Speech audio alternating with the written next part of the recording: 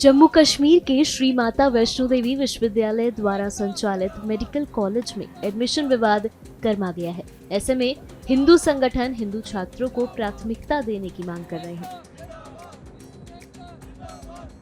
प्रदर्शनकारियों ने जमकर नारेबाजी की। इसके बाद उन्होंने क्या कुछ कहा, सुनिए। श्राइन बोर्ड द्वारा संचालित मेडिकल कॉलेज जो है वो उस स्तर पर पहुंच गया है कि जिसके लिए हमें यहाँ पे चुप रहना जो है वो एक अन्याय के बराबर होगा।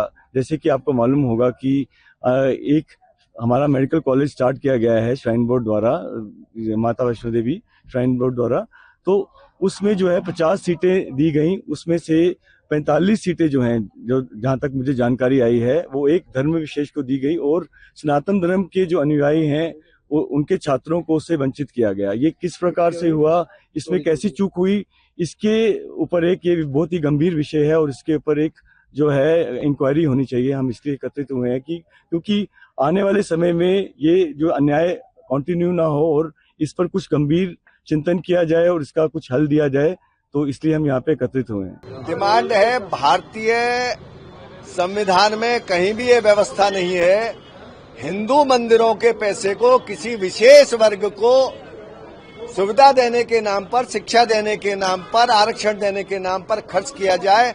ऐसी कोई संवैधानिक व्यवस्था नहीं है।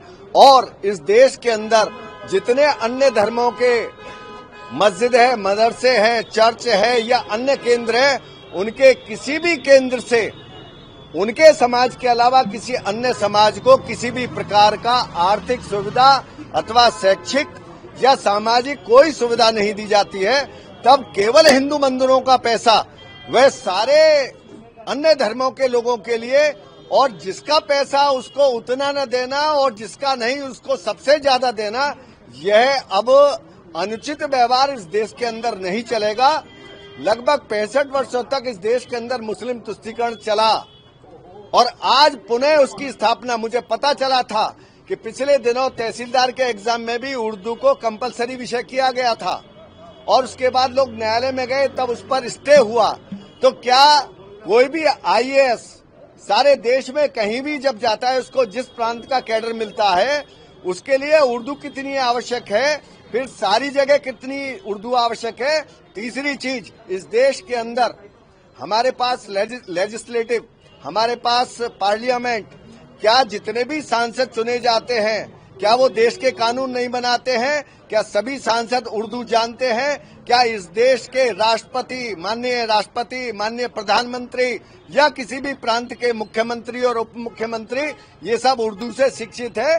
तब केवल तहसीलदार के विषय को लेकर, और वह भी विशेषकर जम्मू कश्मीर में, उर्दू को कंपलसरी भाषा बनाकर एग्जाम में आपको कहीं ना कहीं पेपर देना होगा।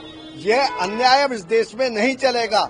अगर आपको कुछ कंपलसरी करना है तो इस देश के अंदर संस्कृत भाषा के आधार पर आप सारे एग्जाम पूरे देश में, वह आईएएस की परीक्षा हो, यूपीएससी की अथवा पीसीएस की परीक्षा हो, तहसीलदार की परीक्षा हो, सब में आप संस्कृत को आवश्यक भाषा का घोषणा करिए।